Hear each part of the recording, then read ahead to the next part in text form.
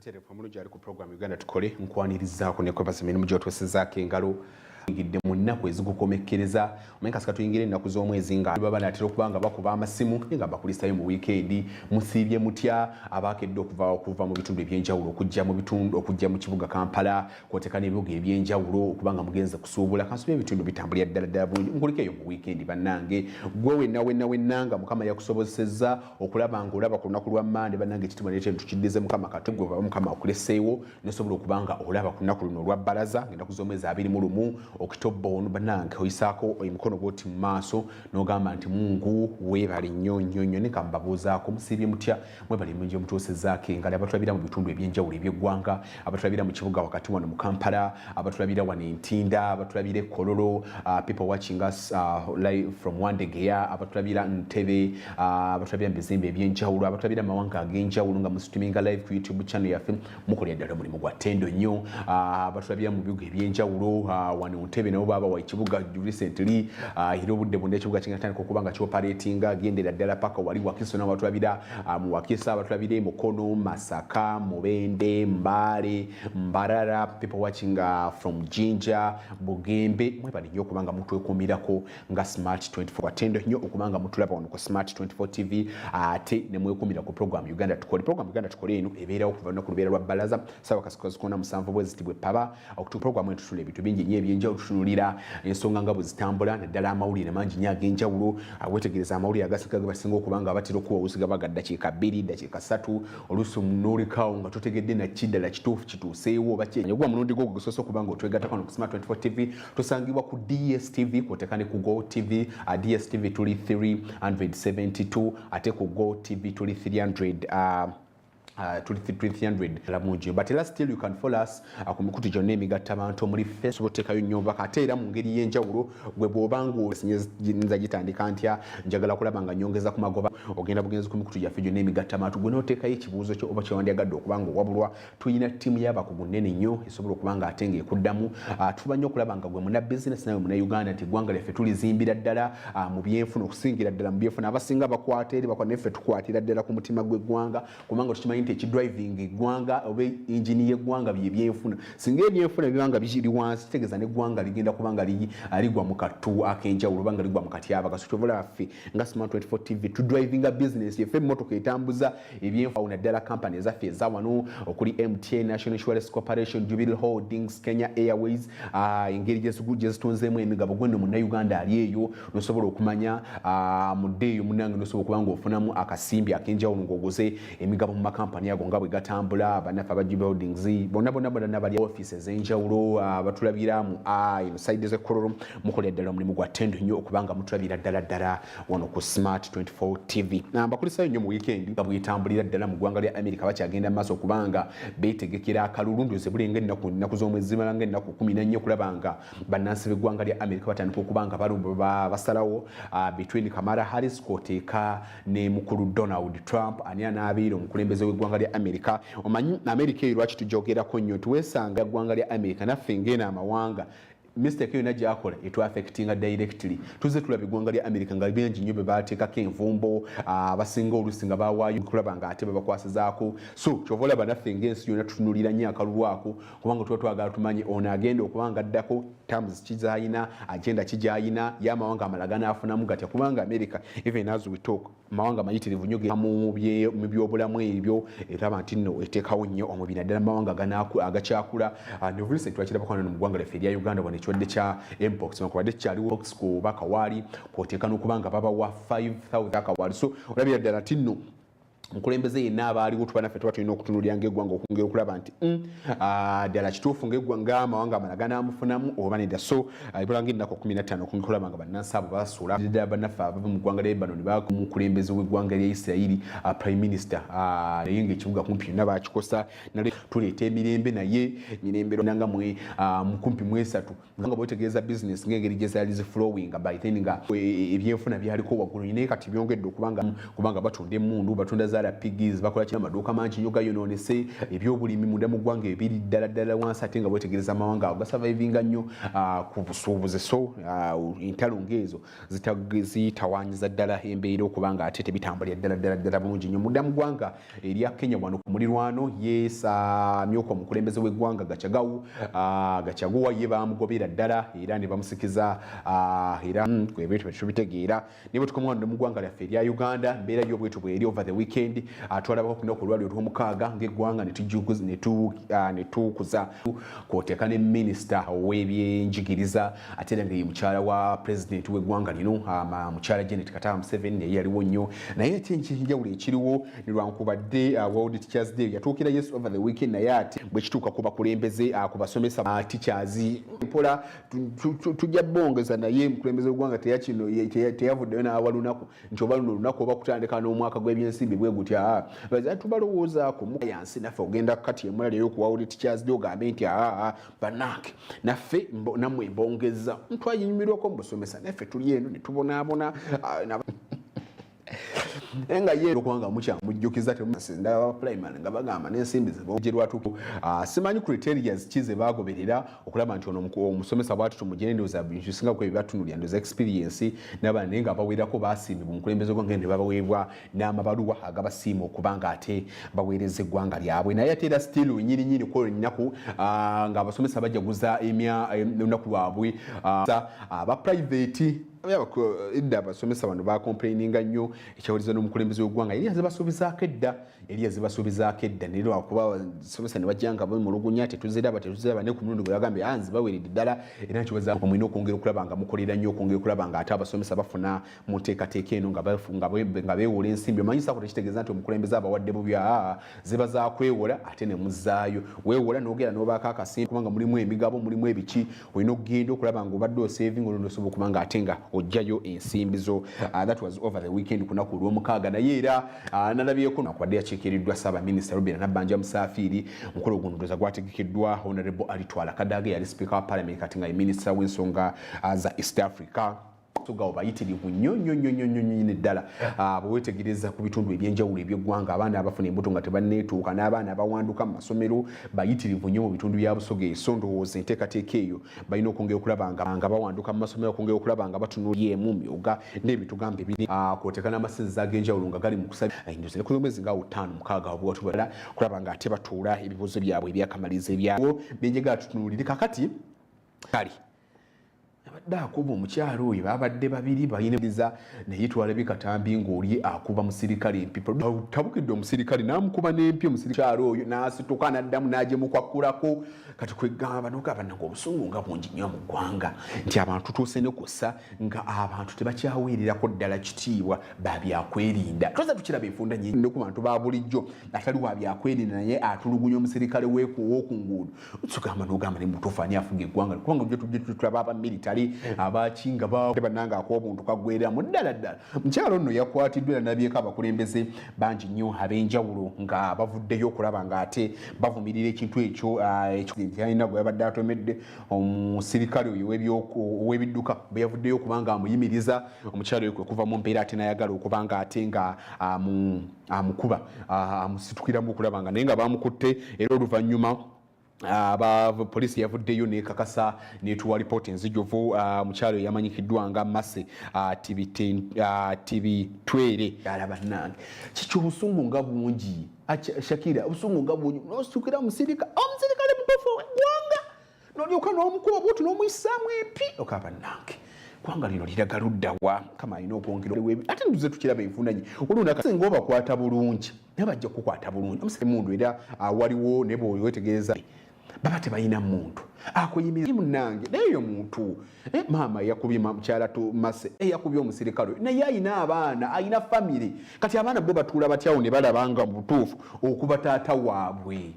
abakyala bannange tweddeko ate nno zikitwete ne ku nsonga eno abasajja bangi nnyo abanyigirizibwa wansi kubanga tubatanisa okubanga tulaba nga zejjeefuluma nga balaga nti obumenyi bw'amateeka naddala mu maka obutabanguko mu maka bweyongedde naye ate abasajja bangi nnyo alipoota nyingi nnyo ziraga nti n'abasajja bangi nnyo abakosebwa nga bakobwa naye nga tebasobola kuvaayo mu lwatu wakatuyo tukirabako mukyala wuuyo mukyala Mase yasitukiddemu n'akuba omusirikale olino bamuguddeko emisango muli okuba nga yagezezaako okuwamba ebintu bya gavumenti oguno musango gwe nnyini okukuba omusirikale naye ate besides okubanga poliisi emuguddeko omusango liye mwennyini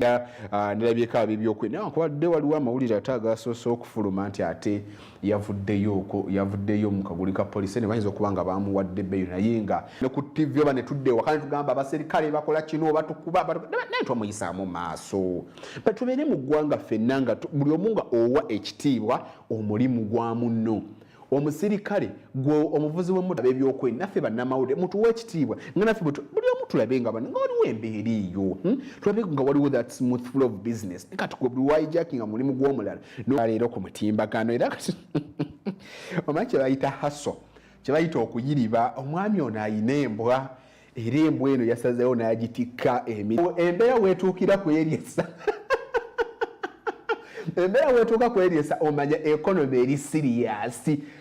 awo ndoosa olimeewo yagambye nti eggwanga lino lirina engeri gye lifugamu awo speedi ate katono nnyo ne tumala ne tukomawo eggwanga lino lirina engeri gye linyumamu naye embwa yiiyo ekola agese ne nkubamu akafaananyi ng'embwa ya mukwano gwange kayima gyatiise obucupa tesobola nakudduka kuva wano paka waliko State Square naye embwa yiiyo omusajja wuuyo agitambuza agita mayi kati bannaffe waliwo abeegumbulidde omuze abo neddala abavubuka mu kifo ky'okudda ebambi okubba ne batandika okuba nga balonda obucupa naye ate oyo yayiseewo nnyo kubanga abazanyi nagamba mbwegwe sigenda kule na mukwano gwange bamuyita Shakira ayina akabwaka akasebede ewuwe simanyi oba naye ajja akatika kamera simanyi nakumanya naye nga ngenda kutambula nga nnonda bucupa naye ate ekyenjawulo n'ayongeramu ebi oba kati ekyo omukulembeze w'eggwanga kyayita value addition saba mukulembeze abantu abasinga ebisolo ebyo tebabyagala ate ebisolo ebyo bannange naddala embwa eyo ye mukwano gw'omuntu asinga tayinza nakulyamu lukwe abantu bano ababuli kubanga kasasaanyira emiti emigattama tujja kwongera okuba nga tukalaba nga tuvudde mu bulango buno obwabakamba baffe ate bwe tunaakoma tujja kwongera okutunuulira n'ensonga nnyinyi ez'enjawulo waliwo ne rufula wano kumpi wano ku Port Bay wano nga tukuba tooki mu nsonga nnyinyi eze tugenda kubako ne mu tooki mu alipoota akakiiko kakosesa akakulemberwa omubaka wa Busiraawo Medadi Vega Segona gye yafulumizza ekwata akakiiko nzedde Lutone Kiwalabi.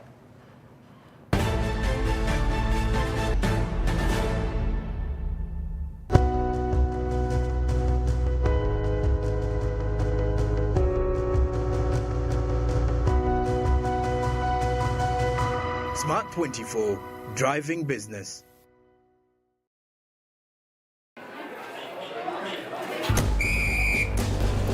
A winner, it requires that you exceed all the limits of mankind and womankind. But when you play with MTN Momo, winning is easy.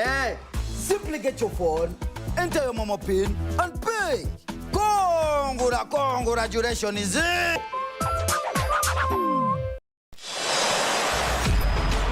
75 days since the last day of last season. We are ready to do it all again.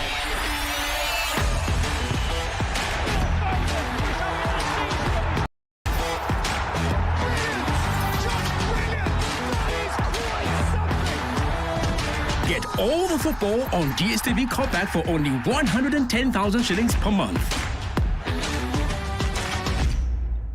6 laps to go. Can he produce his best form of the season and take the goal?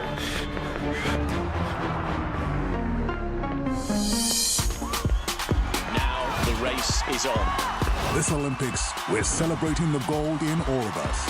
It is impossible to quantify the excitement at the moment. Stay connected to GoTV to watch our athletes go for gold in the Paris 2024 Olympics. Only on SuperSport. GoTV. Love it.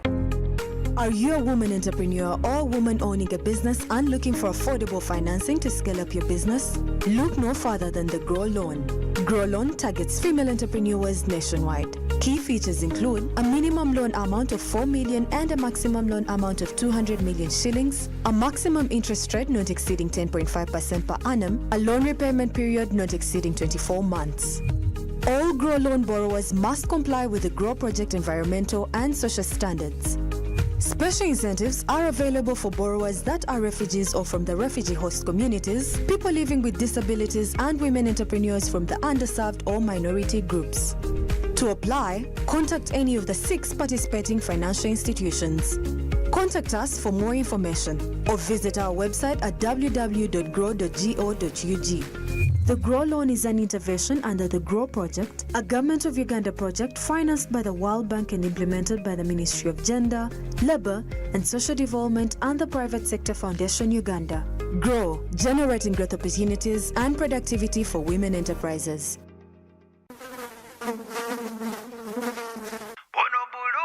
Blue magic is my joy. Blue magic,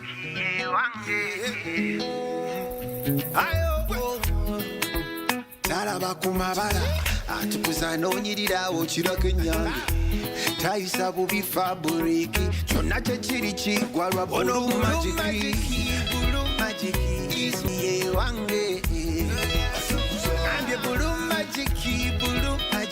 is my choice. Hey, ono blue magic ye wange.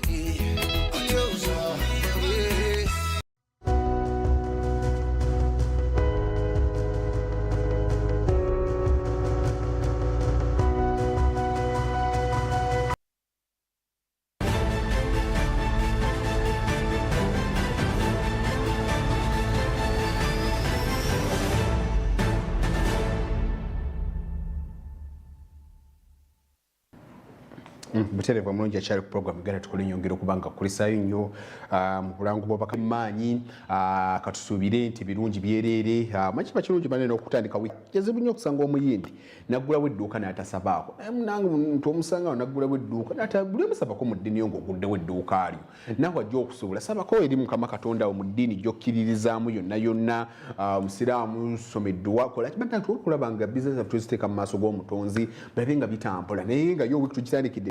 bakola zibbaluni eziriko Christmas ebimuli ebitimbibwa nalabye kati ne Christmas tree batandise okubanga omuntu guno nga bakedde okubanga babiteeka akatale bana nga mutuvuga speed waliwo omuntu tukakatemba dinda bakawo abantu abenjawulo nga batandise okubanga babisuubula olundo bagende maika tuwano biriko bei ya wansi naye waliwo tugenda wali mu maaso wali mu December bibeera ddala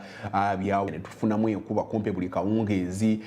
buli ziweranga ssaawa 8 bwe zaweranga ssaawa 8 ddala wiiki ewedde nga tubaawo ekintu ky'enkuba naye wiiki eno tekyawukana nnyo sekire kyenkuba tujja kubanga tukisuubira ddala mu wiiki eno so nolina okulaba nga gweno muna business akotekana muna Uganda weteekerateekera ddala bungi nnyo ebintu birina okuba nga otambula nabyo abalina emmotoka temuddamu kuzire oba mmotoka nga mugoye okuba nga obitambuliza olina okuba nga otambulako nejjampa kati n'endwadde zino butubeera mu budde buno obw'enkuba budde buno obw'empewo tulabira ddala nti ebirwadde biba bingi nnyo ebyenjawulo biba bimerukaawo pneumonia attukanyaawo asthma ne bittuka nnyo so olina okwongera okulaba nga oteekateeka bulungi nnyo ng'omanya nti oba olina manvuuli oba olina esweta yeeyo notambula nofunayo n'ensawo n'oteekamu bulungi nnyo nomanya nti enkuba ne bweba ekusanze oba tesoka oteekamuko n'obuguma kandi bonna abali mu bizinesi endala bizinesi y'ebyokunywa akina bano ntunda bya binyogo golina okwongera okulaba kubaka tuli mu sizoni ya mpewo manyi abaganda bagamba ekiswa bwe kikyusa amaaso nga naawe okulaki okyusa so olina okwongera okulaba nga naawe okyuseza ddala bwoti okulaba nti nno ngeri gye tuli mu sizoni eno ey'enkuba kwakati ate ffe tuli mu nkuba bannaffe eri empeera etambula kakati waliwo akatambi akalala akabunyenye mikutu emigatta bantu kenandyagadde okuba nga nkuwa omwami ono neggwanga emmotoka avuga ya gavumenti eyiya otugira ya east afuga ya gavumenti naye abagifubutukamu bavubuka bannuupu bambadde ne berets zenyininyini eziriko eziragira dino bakibiina kya national platform bagabira calendars bagabira bintu bingi nnyo ebyenjawulo kano gamba naye mubutuufu ani afuka eggwanga lino bannange kakati emmotoka za gavumenti zatandika ddi okuba nga ate anyway naye nga mbeerayo bwetyo vidiyo etambudde nnyo ku mikutu badde mu Western Uganda baana ba Western bannange oli wa Nuupu omulabira ddala emmotoka avuga ya gavumenti andowooza Anyway, tutuusawo kwogwa omutendera nga tugere kubanga tutambula endowooza tujja kusuubira n'okulaba nga President Museveni bagenzeeko wali ne Dr. Kano Kizza Besigye ne Honorable Robert Kyagulanyi nabo nga banywedde kasoda bade banywamuko kacaayi 3-0 olwo wiiki wetandikirawo nga y'amaanyi n'ogamba Mukama Katonda tunaakuba yikolayiza Arsenal baatukoze bubi lwakuba ku weekend over the weekend naye tetwefeka eminingi badde bituuse kakati olunaku lw'eggulo twafunye okutiisibwatiisibwa okw'enjawulo okuva mu basuubuzi naddala abakolera ku kizimbe kya Capital Center nti bagenda kubanga olunaku lwaleero beekalakaasa ekibeekalakaasiza omugagga yagula ekizimbe ekyo bo gwe bagambye yagula ekizimbe ekyo omukulu Drake Lubega bagamba nti yabongezza ensimbi z'obupangisa munda mu maduuka ate ateekamu obuyumba bw'ebyuma kati empewo terina weeyita suubuzi basuubiza leero okwekalakaasa beeko n'abakulembeze b'abasuubuzi nga balaga nti olunaku lwaleero bagenda kubanga babeegatta kunabeko omukulu John Kabanade gako ne mukulu John Kabanda ko tekane katongole wafuta nga bakakaza ddala ati bagenda kubanga beegattira ddala ku basuubuzi era embeera nagirabye mbadde njira balabakaawo abasuubuzi abasinga ddala ku kizimbe kya Capital Center abalemesa baya abagolo bagoba mu Kampala mukulu Drake Lubega yavuddeyo n'abenga bagamba nange ekizimbe ekyo si kyange nze nyinza ntya okukola mu nsonga ne bannange Kampala eno Kampala waggulu nnyo sobola leero beekalakaasizaamu tujja kwongera okulaba nga ate twetegereza embeera kakati tujjukira bulungi nnyo nti enjege ya kiteezi enjege ya balugulya mu ddala obulamu abamu emirambo gyabwe ne girabika abamu emirambo gyabwe ne gitalabika ne abali bayikula ne babiviirako ddala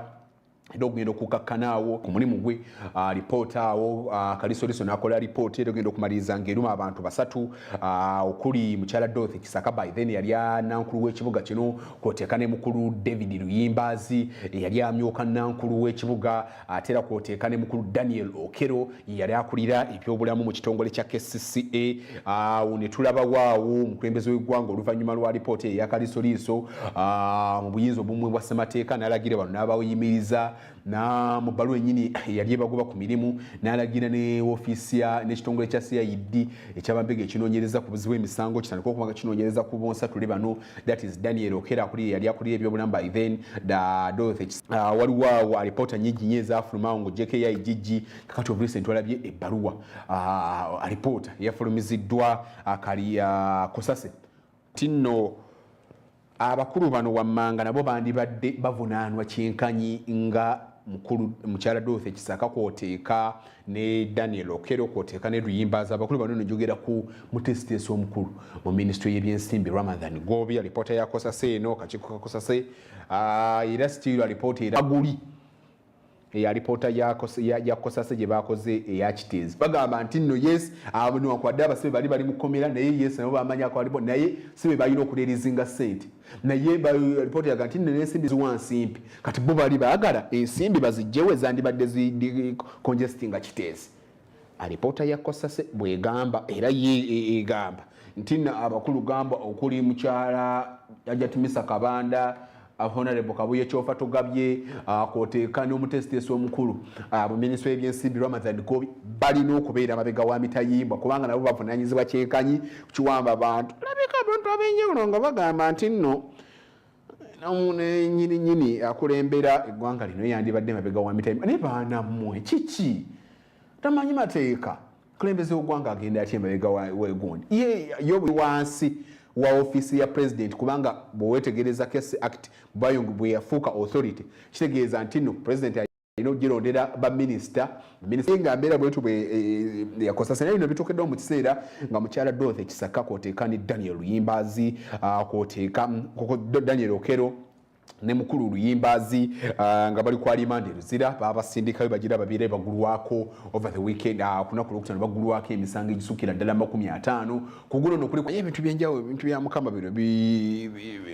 binengeri gye bikyukamu ene tetukizibwa kwogera ku musango guli mu kooti naye embeera yo mu kooti atesko amateeka gatukiza okubanga tujogera ku mwabi wa government yalwawo okutuuka mukyala Dorothy Kisaka nga batuse bamutooki ne ngamba ye kale dda twabeeranga ku mikolo egy'enjawulo nga tuba tulindidde mukyala Dorothy kamu okulaba nga abantu bano beeyimirirwa ng'obudde bugenze omulamuzi bwatyo n'abasiba nga abasindika naye ng'emisango gye babagulako kuliko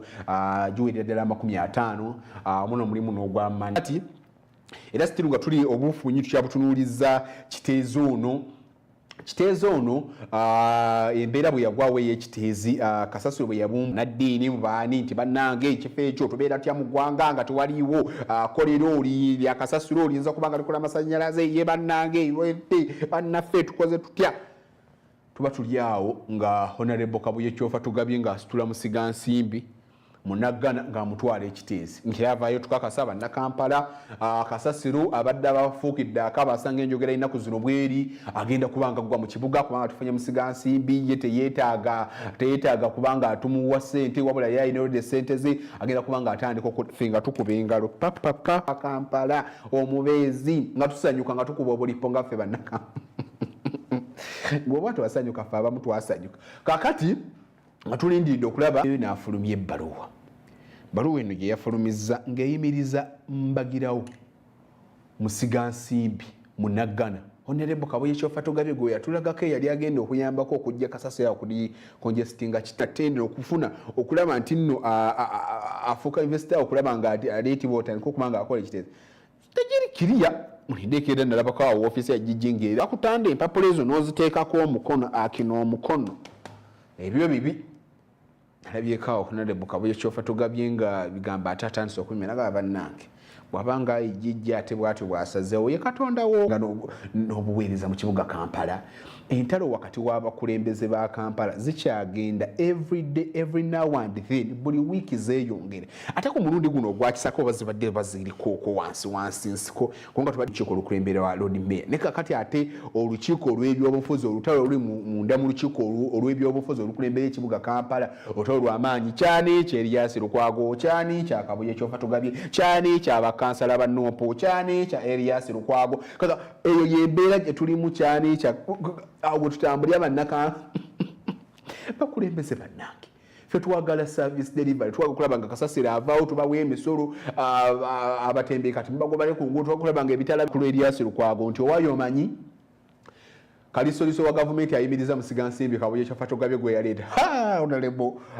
Lord Mayor n'asakala agamba katonda akati oyo mukulu Lord Mayor yaviiriddeko ebizibu mu Kampala wano ali awo talina kyakola bannange olutalo lw'abantu bano simanyi obaani ne Ssaalongo Erias Lukwago kubanga Ssaalongo Erias Lukwago alumiriza ne Lukwago Ssaalongo Erias Lukwago alumiriza ne Kabuye Kyofa tugabye nti naye yandibadde buli omwana anyway katulinde ekinaava ekyo embeera okugenda okulaba naye nga mbeera yo bwetu bwekyali so bannakampala tugira tuguma n'ebizibu byaffe nga abakulu tujja kusuubira gye n'omukozi ndoozi yajja okuddamu ajja ataazimba enguudo kubanga kakati abakulu babatandise kubanga beekuba nga bali bati era nabyeko n'abakulu ab'enjawulo nga baganya okwogera ku nsonga eyo ne mukulu Nyakane nyini senkulu w'ekibuga Kampala yaganya okuba nga atangaaza ku nsonga eyo naddala ku bbaluwa kalisoliso wa gavumenti gye yafulumiza kakati ensonga za Lufula wano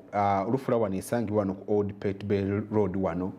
kumpi ne MTN kumpi ne banna era ensimbi zaabwe Deposit Protection Fund nebalagira ne bagamba nti oyina asuka milioni 10 genda ku Deposit Protection Fund bajja zikuddiza mpola wenyini wano mu Lufula embeera gye basanga mu Lufula bannange nga tematiza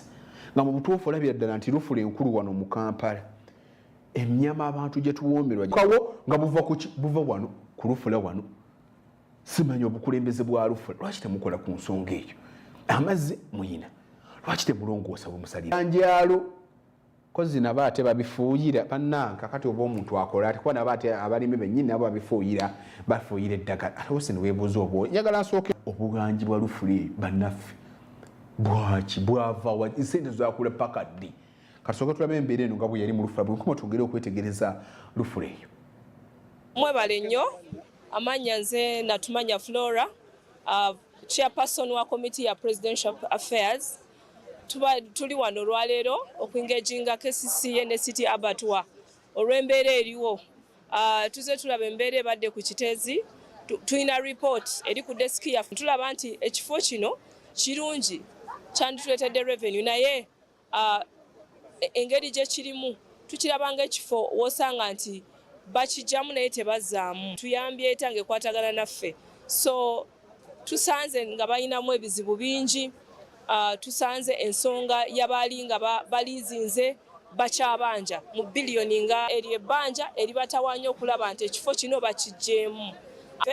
twagala okutukira national water tulabe baleke okubakyajinga siwage kuba tusanga nti basasula esente zitali wansi ya miliyoni 2.5 buli lunaku.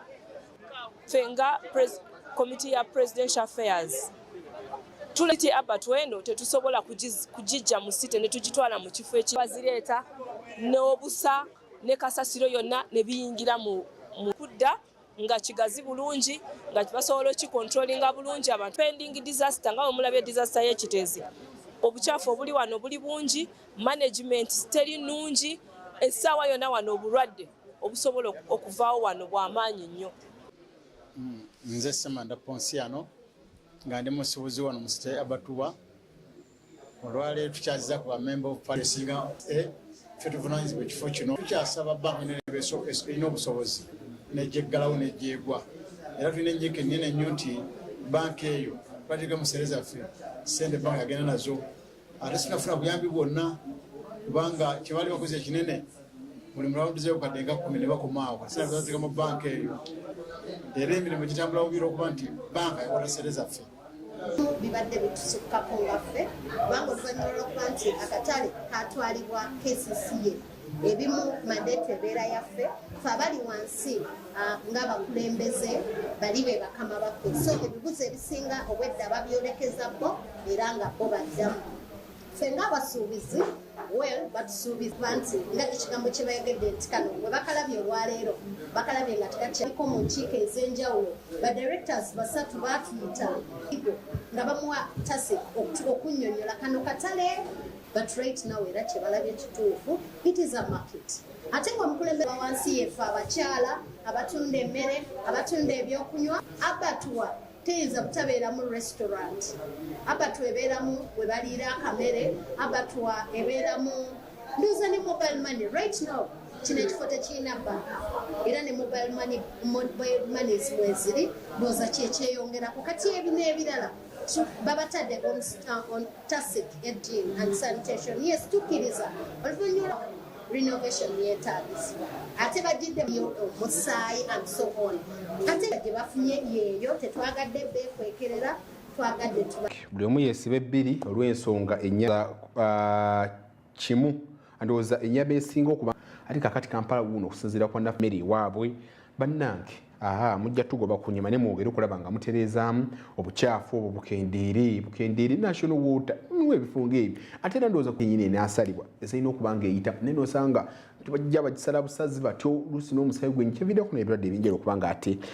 bigenda waggulu nnyo naye njasooka kuwummuzeemuko bwe nkomawo twongere okuba ttooki mu nsonga nnyingi nnyo ez'enjawulo.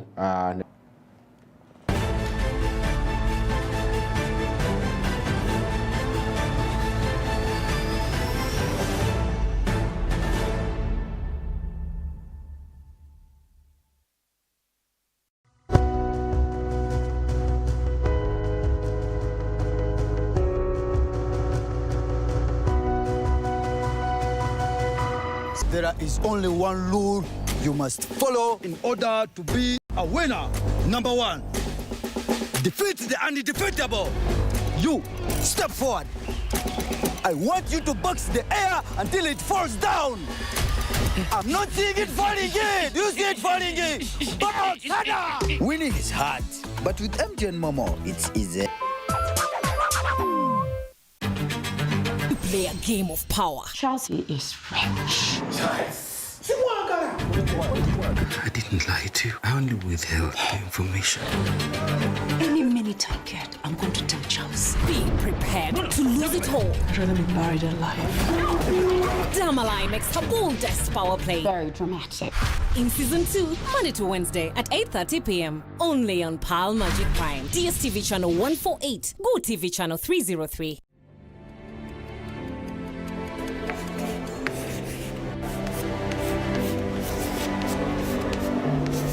This is Jordan.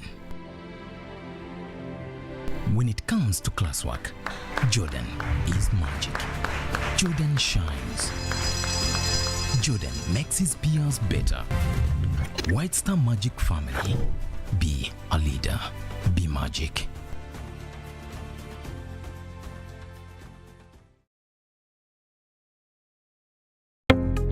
oli mukyala munna bizinesi era oyagala bizinesi yeekulaakulane, gavumenti ya Uganda ekuleetedde ssente za Grow era nga weewola okuva ku bukadde buna okutuuka ku bukadde 2 n'osasula mu bbanga lya myaka 2 ate nga gw'asasula mu budde olina mukisa ddala. Eri abakyala abanoonyi b'obubuddamu nammwe abaliko obulemu, enteekateeka eno egenda kubakolako mu ngeri ey'enjawulo. Okumanya ebisingawo, tuukirira Post Bank, Equity Bank, DFCO, Centenary Bank, Finance Trust Bank ne Stanbic Bank oba genda ku mukutu gwaffe ogwa www.grow.go.ug oba okujja ku ofiisi za PSFU ku Kyaddondo Road e Nakasero ku kizimbe kya Trust Tower omwaliiro ogusooka oba okuweereza obubaka bwa WhatsApp ku nooti 762 3 nooti 4961. Omukisa guno gw'abakyala bonna okwetooloola eggwanga era ng'enteekateeka ya Grow evujjirirwa bbanka y'ensi yonna n'eteekebwa mu nkola minisitule y'ekikula ky'abantu ne Private Sector Foundation Uganda.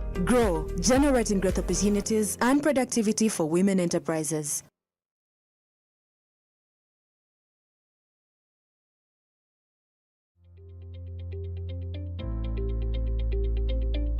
My name is Angela Nafuliodai. I'm head of the Diaspora Division of the Directorate of Citizens and Diaspora Organizations.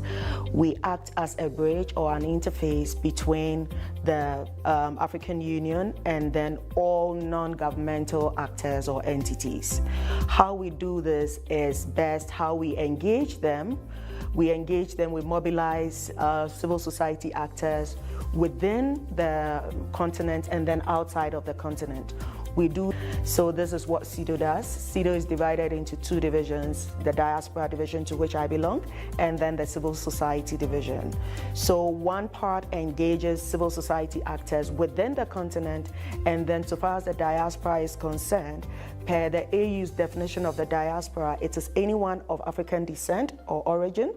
Based on this, we engage diaspora actors from abroad, and then we bring them in to various developmental projects. And youth engagement, like every other thing, is not in isolation so far as CEDAW's work or daily activities are concerned.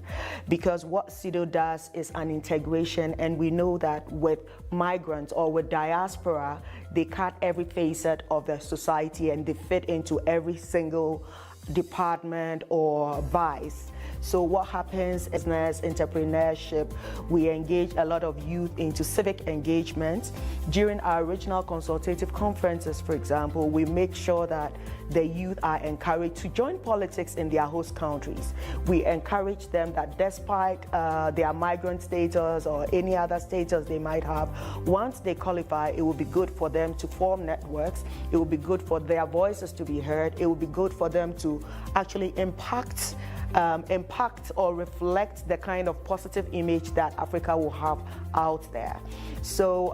basically, we talk about African Renaissance, we talk about integration issues and we talk about the various diaspora categories that we have, talking about the first generation, talking about the second and third generations, and then we even talk about the historical diaspora because per our definition and our scope of work, it cuts across every, and we all know that Africa has the biggest and the most diverse diaspora. Over 200 million African diasporas living in the Americas and Caribbean,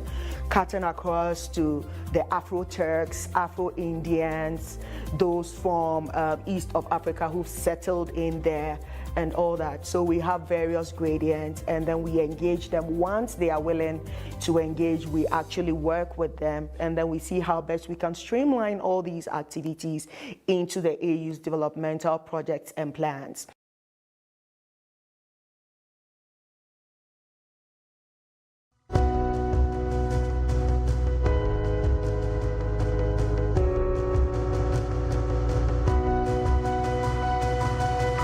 Smart 24, driving business.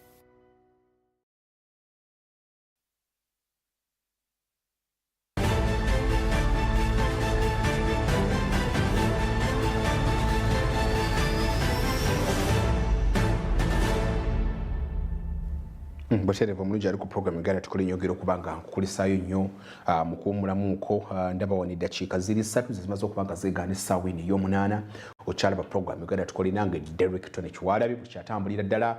nkyakuwa ensonga nnyingi nnyo ezinjawulo tukyazikuba mu ttooki ensonga nga bwe zitambula gwe nno muna bizinesi ate era lubeerako nnyo akalippagano k'ebidduka so nno gwe nakyali mu misoso gy'ebyalo naddala ebitundu ebyenjawulo nga osuubira obanga oyagala leero okubanga oyita mu kibuga Kampala okubanga osuubula oba naawe akyali mu kibuga Kampala ng'oyagala okubanga okifuluma buno bwe budde obutuufu obusobola okubanga bufuluma ekibuga olunaku luno olwaleero kubanga mu ssaawa eziddirira akalipagano k'ebidduka kagenda kubanga kali waggulu kuba nnaku lwa bbalaza abantu baba bazze kusuubula buno budde obutuufu osobola okubanga ojjamu kubanga kalipagano k'ebidduka tekaliikwa mu ngeri y'enjawulo munzikirize engeri gitandise wiiki eno mu ngeri ey'enjawulo lunaku luno olwaleero lunaku lupya njagala okwagaliza n'abaweesi Mary amazaalibwa Ronald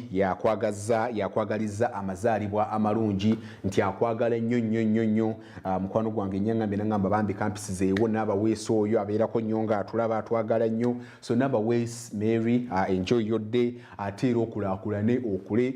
from your beautiful brother aba beautiful aba handsome from your handsome brother Ronald Chiwes kakati njagala okwongera okubasaba mutugobere ku mikutu gyonna emigatta abantu muri Facebook, Instagram kwotulire nti gabaga aka breaking off like this social media kwebitandikira so nno olina okubongera okulaba nga gwe munnayuganda otugoberera oteka butesiga mu Smart 24 TV nosobola okubanga ate nga otulabira ddala ng'otugoberera ng'omanya ki ekigenda ddala maaso gwe munnayuganda nosobola okubanga ate nga omanya naye ate era bannaffe aba NBS radio kodeyo nabo bakugamba batya nti nayongera okubanga obagoberera ate obawulirize radio ndoze esinga ddala amaanyi wano mu ggwanga ddala bikituuka mu Eastern Region FM mukolera ddala omulimu gwa ttendo nnyo ate munnaffe bagoberere kubanga it is the same company ye TV nate tulina ne radio that is NBS radio ne bayumirwa nnyo music NBS radio ebyo ebimalanga kwoteka ne Smart FM abo babimalanga ate nosobola okubanga ate gwe muna Uganda ate nga ogenda naye kakati mungene tugenda kwongera okulaba nga twetegereza akagambo reke kategeeza ki twogera ekigambo reke REC muna Uganda otegeeramu ki awo njagala nsooke nkomi olunaku lw'enkya bwe najja njagala tusooke tumanye reke ono aba atya atambula atya ki ekimubeeramu agendereddwamu ki nerero nkwaddeko kagambo just reke gwe just manyaawo nti reke ng'eggwanga era abantu bagenyimanya bagenda okubanga babeera mu ggwanga abo nabo bagenda okubanga bajja kwotekana abakuku bangi nnyo ab'enjawulo so reke ku mulundi guno saagala okuba nga ate ng'omusubwa ate amaaso gakolera ddala okulaba nga ate gwe munnayuganda omanya reke what is it all about kiki ekiba kigenda maaso okuluuyi olwo kakati wetugendereko mulango babakamba ng'eyimiriza mbagirawo muntegeere mbagirawo ng'eyimiriza musigansimbi munaggana Honorable Kabuye Kyofa Togabe gwe yavaayo n'alaga eggwanga n'ayanjulira eggwanga nti ono yagenda okumalawo ekizibu kya kasasiro mu ggwanga lino era n'amutwala ekiteezi n'amwanjulira ffe bannamawulire naffe tetwale bubi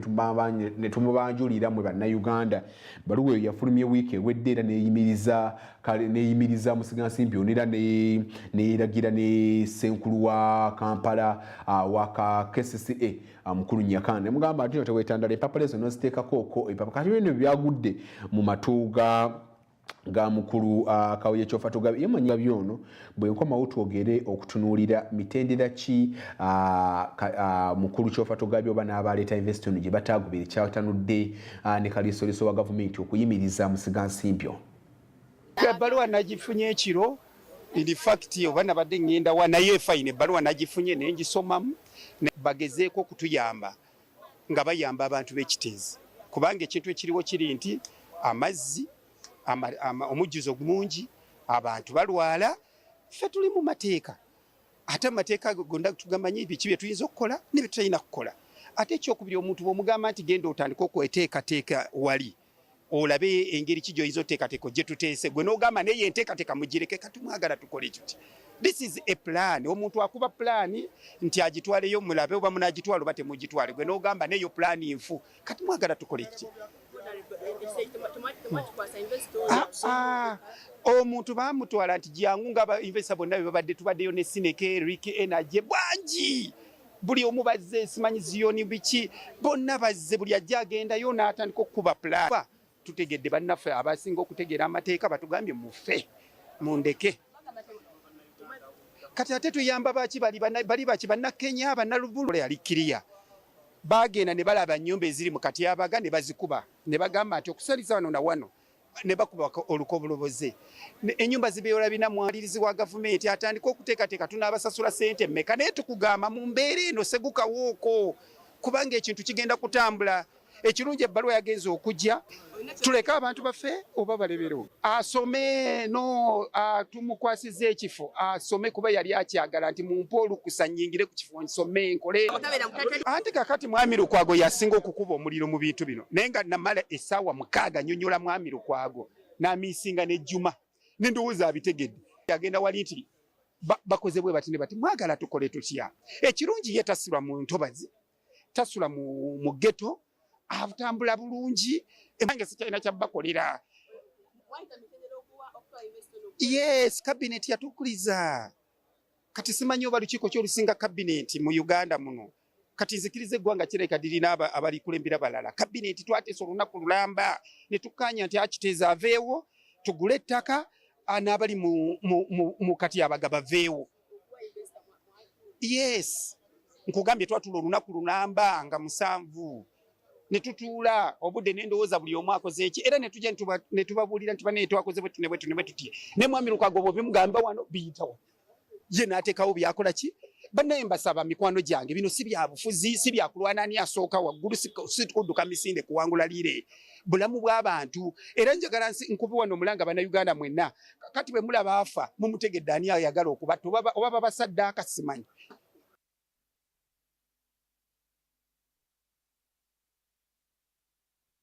Bannange olutalo lw'abakulu kulu babimugambira eno biyite eno buli ayina kasasiro mutwale wa mukulu gondi. Bannange simanyi aloga mukulu Kabuye Kyofa togabine road mayor bambi stop it lekera kwebuza ani afuga eggwanga lino kubanga mu butuufu naye nga mbeera IGG yayimiriza enteekateeka eyo yamusigansi binamugamba dake ebbali mwami Lukwago n'asanyuka onagamba bannange cabinet yabimanyako katukugamba tuli awo ani naye katusuubire nti abakulu banabaako ekyenjawulo kye bakola kubanga at the end of the day bannakampala kye beetaaga it is service bo kye baagala nga kasasiro kubanga babajjako ensimbi omusolo nga baagala okulaba nga kasasiro kaatwalibwa naate ekyenjawulo butunulanga mu ggwanga ddala ekizibu ekyenjawulo kye tulina okutunuuliranga ffe ng'eggwanga ddala kasasiro tulina okumulabanga ekizibu twebuze ku mawanga nga Kenya Botiraataani Kabuye Kyofa togabye agambye munene Lukwago bakoze bwe bati bannange tulina okwongera okulaba kubanga bwabisiga nsimbi oyo yali azze ndowooza kati abakulu muddeyo ku drawing board obanga IGG yagambye nti bwekiti bwekiti kitaagoberero tuddeyo abakulu batuule wansi balabe kyo kirina okubanga kikolebwa omuntu afune kontu kuba twagala okulaba obanga gavumenti esobola kuvaayo nirabako ne honorable Mr. Kabanda mwenyini nga yagamba tulina babasiga nsimbi nnyo bangi nnyo bajjanga era bajjanga mu ofisi yange n'emasindika n'omukyala Dorothy Kisaka nga baagala okulaba nga kasasiro oyo bamukolako nnyo okulaba nga bamukyusa naye bannange oba okyali eno ate mubamusanyusa anyway ffe katubeere ne kampani ekitegeeza kigondo muna Uganda atulaba gwe muna Kampala kasasiro kakati olina okwongera okulaba nga omumeetinga taliwo okusasula kasasiro waliwo ebivunda tubijje mu bitavunda bitugamba nga buveera ng'obwo for the meantime osobola okuba nga obwokya osobola okuba nga akola ekyo ng'eggwanga nyini ng'ekibuga Kampala ekirina kumpi miliyoni 2 kati emisana wano okusinziira ku kitongole kya UBOS ng'ogyeko abasulamu ekiro miliyoni 1 mu emitwalo nga eno lufula nkyafu eno tuba tukyali awo ate mpox naye ali awo ate kati tuba tukyali awo ate ne kasasiro atatufuuka ekizibu so kati nga ffe abantu nokulaba nga ate kasasiro ono tumusosola bulungi nnyo ate ne tuba nga ate abakulu nga bwe beesetinga oba tunaalinda gye n'omuhozi manyi kaakati ebintu ebigaana mu Kampala yasitera okusituka ggi nguudo juzi bwe zaali zitabuse ng'ebinnya bye bisinga enguudo obungi wano mu Kampala SFC yajja nebaako weekwatakwatako mpolampola oba kakati ne kasasiro tunaaba tuli awo obanga neyo PDF nayongeze ng'egambye okulaba afande kulaijja tuyise bannamawulire bannange akati PDF yeddiza okulaba nga yesomba kasasiro mu kibuga kubanga akati kwaffe twagala services kakati ekitongole kya KCC era nga tukyali kiteeze eyo kyafulumiza okulabula ne sekulabula kuno kwakiweereza abantu muveewo kubanga tuyinza okuddamu okulaba nga kasasiro n'abumbulukuka buto ate ne tuddamu ne tudda musenga vuddemu ngazzemu tuddamu ne tufiira obulamu bw'abantu abalala so ku mulundi guno bwoba omunango oli kiteezi abakulu bakulabudde sagala twekwasire ku mulundi guno tebatulabula njaba ne tubeere nga tulaba ntufuna okuwabula kw'amatono kubanga kesi yatulabudde nga buli kyesi ali ekiteezi bannange naddala ate okulabula kuno kutuukidde mu kiseera ng'ate enkambi yaggalwa abantu bennyini ne baddayo mu mayumba gaabwe ge baali babagobamu kati kwegamba bwabanga kasasiro entuumu ezasigalo zitandise okuba nga zijjamu enjatika kireetawo ebibuuzo binene nnyo bano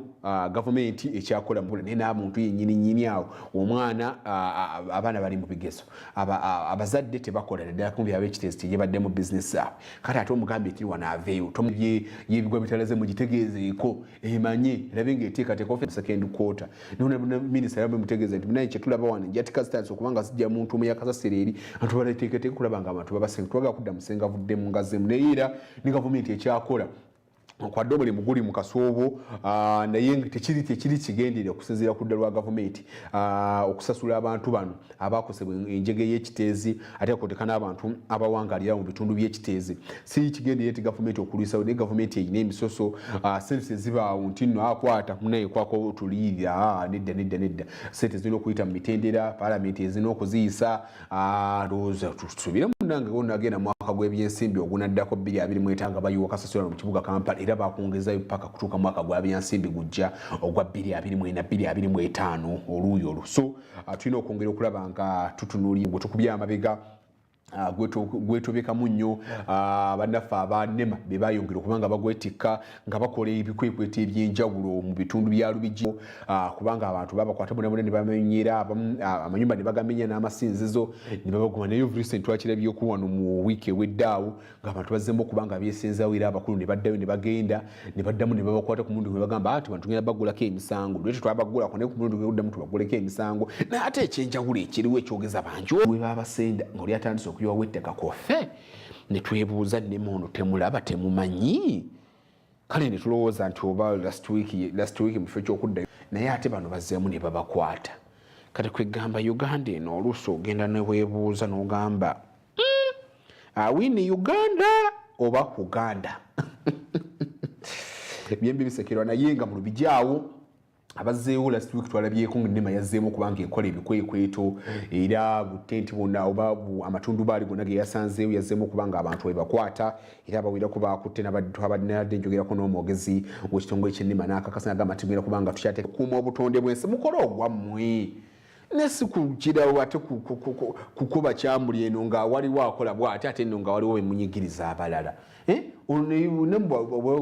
kutaasa butonde bwansi tulumbaze force bonamu ate bagamba tukyabanoonyereza ekyo tekigasa nnyo kulaba nti ate tugobyewo abantu manyumba g'abantu ate newabawo musigansimbi ayiwawo ettaka bannange tusobole nnyo okulaba nga tukuuma obutonde bw'ensi naddala mu nkuba ensizo ene etonya toyiwa bisasiro mu mwala nenammwe abannema mufube nnyo okulaba nga mukuuma obutonde bw'ensi ate mukyenkanyi si kubanga ate muteekateeka eno era paalamenti yayisa n'etteeka omukulembeze w'eggwanga n'akkiriziganya n'etteeka eryo etteeka lino lyenjogera kulaba nga bagatta ebitongole ebimu ebitongole ebyenjawulo twogera ku bitongole ebyenguudo twogera ku bitongole bwekiruka wano nga ku by'abantu abanoonyi abantu abava ebweru w'eggwanga twogera wano nga ku NGO byalina okuba nga biddayo kwoteeka n'ekitongole ky'emmwanyi nokwadde ekyo kyakubeerawo emyaka nga 3 nga gavumenti bweteekateeka eri twalabyeko minisita w'amateeka last week yazzeeko mu kakiiko ka paalamenti ak'amateeka n'akakasa n'agamba bannange oyo yenna agenda okukosebwa mu nteekateeka eno ey'okugatta ebitongole ebyenjawulo nga biddayo mu minisitule ez'enjawulo agenda kuba nga aliiribwa ng'aweebwa akasiimu kakati kansooke nkweku honorable minister ono Nobert Mao bwe nkomawo twongere okutunuulira ensonga eno kubanga amaloboozi mangi nnyo gazze gavaayo nti abantu abasinga abazzeemu okusaba emirimu gyabwe tebaaweereddwa. The two tribunals. Now, this is a rationalization bill which is abolishing certain established agencies. So, the two finds the evidence to prove that this tribunal is an omnibus tribunal.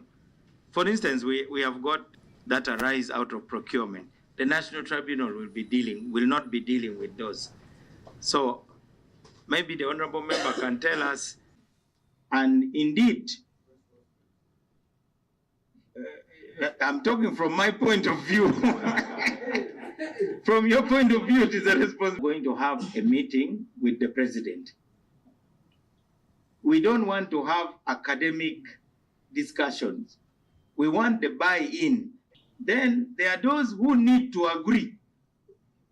so that the proposal is not impotent. Now, the one person who needs to agree first is the president. I'm a very practical person in terms of that. Once the president gets the buy-in, even if there are objections from other members of cabinet, it is possible that it will be fast-tracked. So my technical team is going to be having that move. Finally, Mr. Chairman, I want to assure the members of this committee that government is one, but the Ministry of Justice cannot be the one to answer questions relating to a quarrel between the Ministry of Lands and the other agency known as National Planning Authority. Let me tell you the difference between the Minister of Justice and the Attorney General so that it is clear. The Attorney General, if you want to look at it very simply, is the managing partner of the government law firm. His job is to ensure that Honorable Minister Nobert Mao Minister w'amateeka bwe yali mu kakiiko k'amateeka mwejo mu ministry ate baalemeddwa okubanga bagifuna olw'ensonga nti waliwo ebitatambula ddala bulungi nnyo ani akuma kikuma otugenda kwongera okubanga twetegereza ensonga ezo katugende mu bulamu.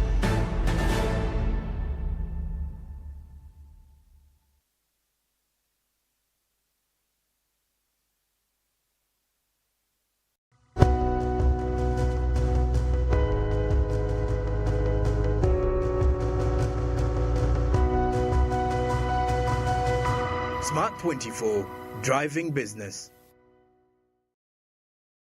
3 inspired souls brought together by love are set on a life-changing journey. This is your life, Mackenzie. This is no longer a dream. It's just something about Mackenzie. I'll never marry. Your position does not allow you to break work relationship rules. Where choices change everything.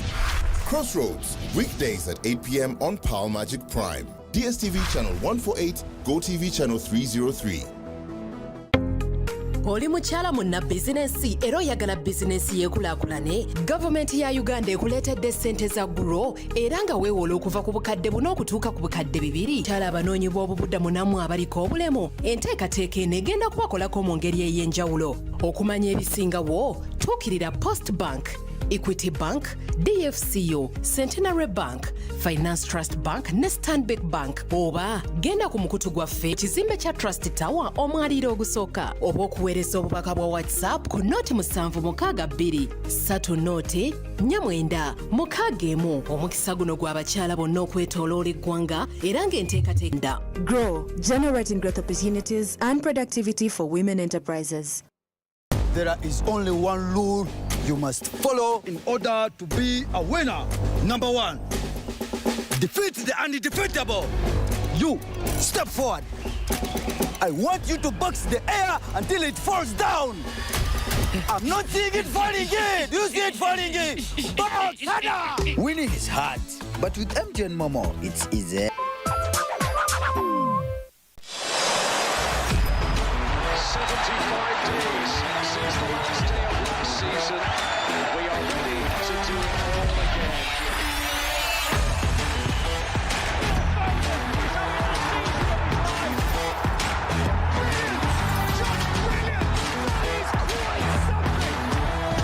Get all the football on DSTV Cutback for only 110,000 shillings per month.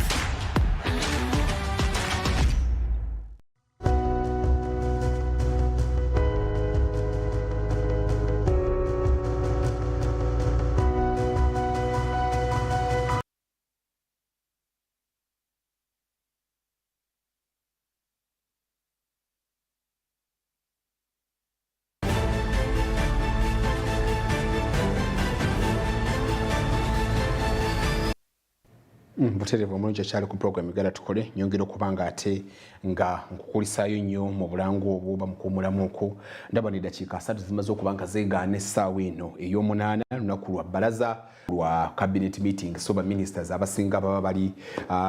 n'omukulembeze w'eggwanga kwongera kulaba nga bateekerateekera eggwanga lino so gwe nalowooza nti nno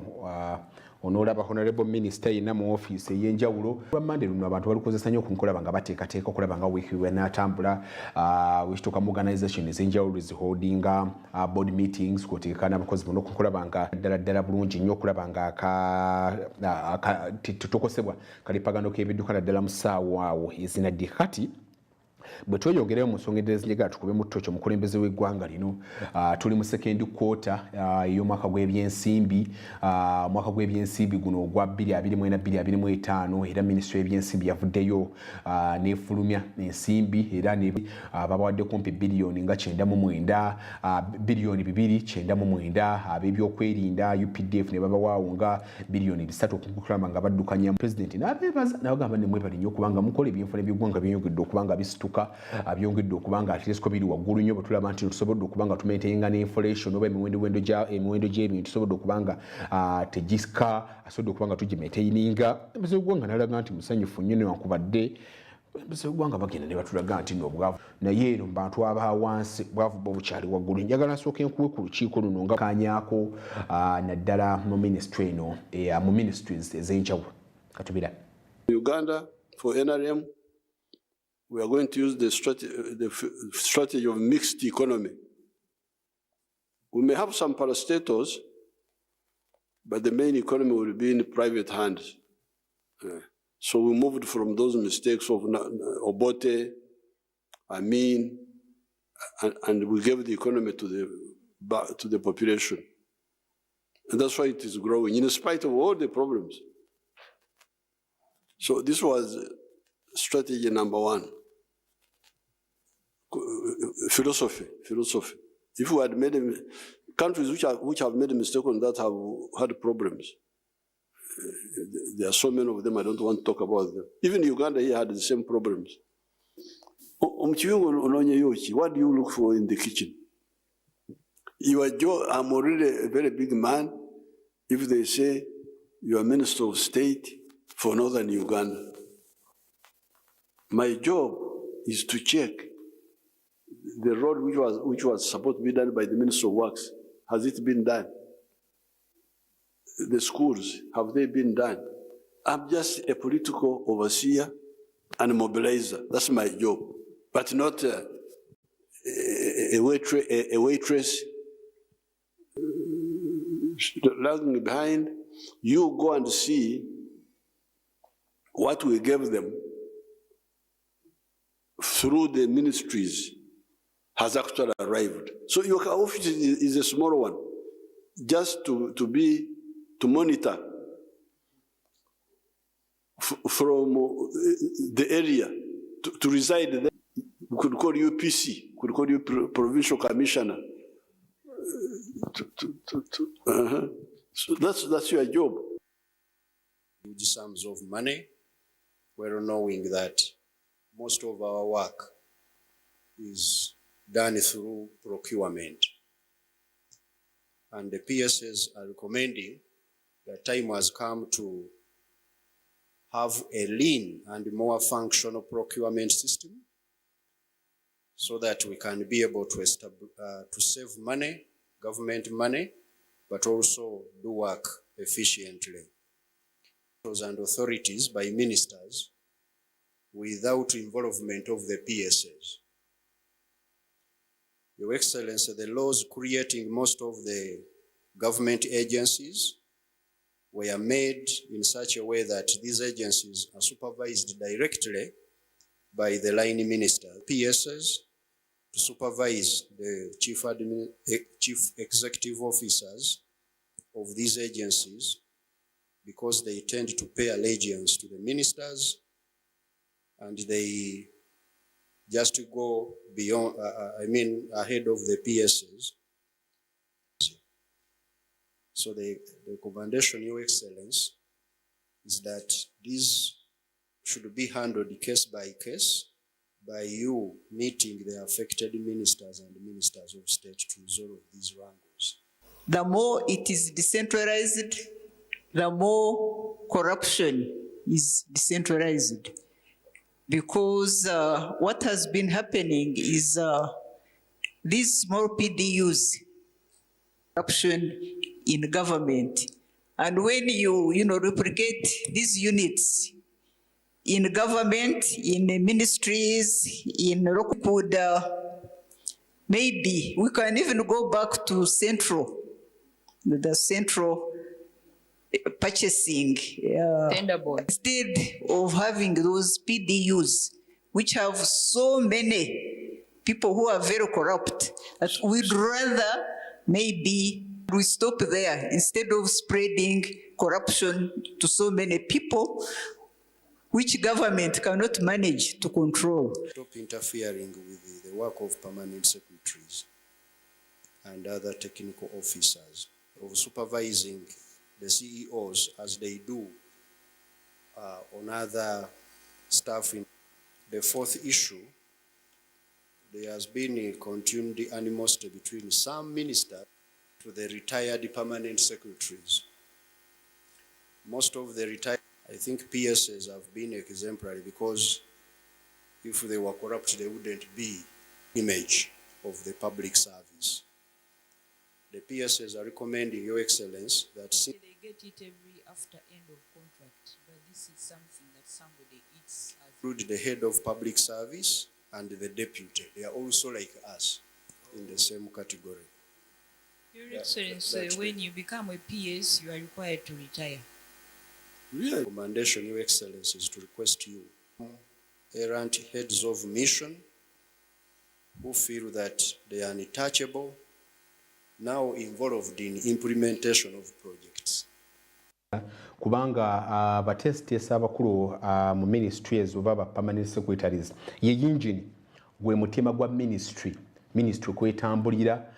singa baba bakibogwe ne service delivery abantu kubanga ba ministers they are just political figures naye abo ye artwork ye art piece ye okudde ate no musaidi y'ebyobufuzi ate nga ffe tuba tubamanyidde eri so n'okwagala okulaba kubanga bwennyini tuba twogera kulwanyisa buli bwanguzi bulina kutandika naabo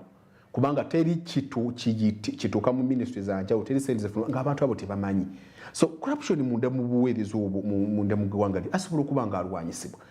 kubanga ba permanent secretaries bebakakasa kumpi buli kimu bebalina authority kumpi mu buli ministry naye oluusi ogenda n'ogamba nti oba kiki na kiki ate twalabyeko ne alipoota yakosasinga mukulu Ramadhan gwoba yagamba nti naye yeetaaga okuba nga agattibwa kubali mu kaduukulu kakumi naye nga singa aba ministry ba permanent secretaries bano babatesitesa abakulu bakola omulimu gwabwe bulungi ennyo ministry zisobola okuba nga ziweereza ddala obuweereza n'ensimbi zennyininyini ezibbibwa naye zisobola okuba nga ate nga zitanga zikomezebwawo ne zitibwa nga ate nga tezibbiddwa amaguzi ekyavumbulwa eyo mu Namayingu ekyamaguzi ekyo kya gold era abantu bangi nnyo badde bagenda okuva mu poliisi avunanyizibwa ku bibuga eby'omutaka n'avayo n'abayimiriza gavumenti n'eyimiriza enteekateeka eyo abadde basoma gold newankubadde nabyeko abantu nga bembulugunya nga bagamba nti bannanga gold ali ku private property nti ettaka lya muntu yaligula naye ssemateeka kirabika bulungi eyo oba olina poloti oba olina ki newazuulwawo gold definitely liba lirina okuba nga bya gavumenti naye abakulu nga bagamba bannange akati gavumenti tetufuddeeko okulaba nga ate tuggaza kubanga gold bw'aba nga azuuliddwawo embeera bwetatambula bulungi tuyinza okuddamu ate okuwulira nti ate waliwo omulala eyabbye ettaka lya gold kubanga kakati kubanga tuzudde awo okuba balina okwongera okulaba nga bava nga bakwasizaako abantu kubanga abawangalira mu mafuubira that is zone A ne zone B abavayo ne beekala zone B ne C bavayo ne beekalakaasa nga balaga obutali mativu eri ekitongole ekivunaanyizibwa ku ggaali y'omukka kinajjukirwa bulungi nnyo nti nno mu mbali y'eggwanga waliwo ensimbi ezaateekebwa ebbali nga zakwongera kulaba nga tuzimba kye tuyita standard gauge rail oba oluguudo lw'eggaali y'omukka eyo ekozesa amasannyalaze era nalabyeko nalabako n'omukulembeze w'eggwanga kumpi katajjo newankubadde waliwo ensimbi empitirivu nnyo ezaateekeddwa kumpi ezisukira ddala kumpi mu buwumbi 10 naye abantu bakalakaza bagamba bannange ffe nga temundaba batuliyirira ffe temugenda kukkiriza kuyisa wano ggaali ya mukka luguudo lwa standard gauge oli nga temutuliyiridde kakati buli omu yeekalakaasa ono yeekalakaasa abasomesa baagala nguudo eya Kampala n'emiriro kubanga abakulu baatugamba tubaweeyo fuuti ntono nnyo kati oba ne bali bandibawadde fuuti naye ndowooza bwegendeera ne ku mateeka g'ensi yonna tekkirizibwa kukozesa ttaka lya muntu nga tomusasudde so abakulu balina okwongera okwekuba mu ttooki okwongera okulaba nga abantu abo babasasula kubanga eggaali y'omukka eyamba ffe n'ate lwakuba ekyenjawulo ekiriwo mugundi eno nti abantu bano ababeera mu bitongole bino bwe bategeera nti nno wano wagenda kuyitawo oluguudo oba eggaali y'omukka egenda kuyita wano nga bagenda ng'ate bagula abantu bo bennyininyini ate be babeeramula bo bantu gavumenti ebeerowooza nti ewa bantu bali ssente kumba ate yennyini yeyewa ssente akaasokolaga obutalimativu bwabwe naddala ku luguudo lw'eggaali y'omukka luno olugenda okuba nga luyita mu kitundu kyabwe ku nsimbi empitirivu ennyo gavumenti zeyalutaddemu naye nga abatuuze bagamba bo tebannaba kuweebwa kasimbi kaabwe bo tukoma otwongera okutunuulira ensonga eyo.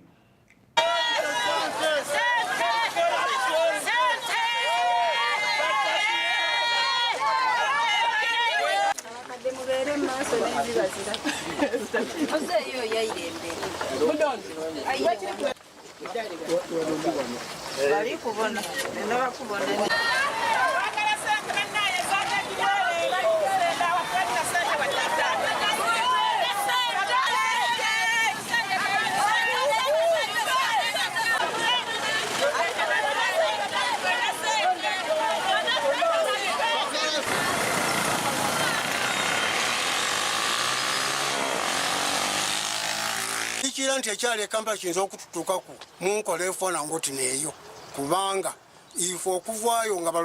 tulowooza nti kutusenda busena ne tractor daabwe tetuli kweyaliikira era tuli bweyaliikirivu.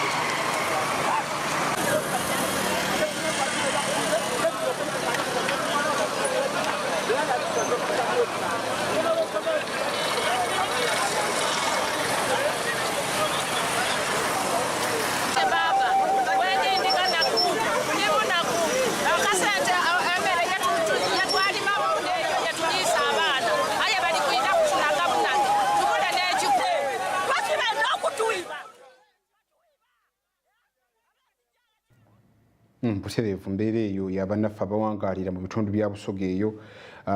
bamafuubira that is nga tebasoose baliyirira nsimbi basabye n'ayijjijja era nkiwa ayijjijja ensonga zaabwe zituukidde ddala ate era singa temukoma bukombi kuwandika bipande wabula singa mumuwandiikira n'omukuwandika kuba ekitebwa ekiti tebatuliyiridde ensimbi naye era nkiwa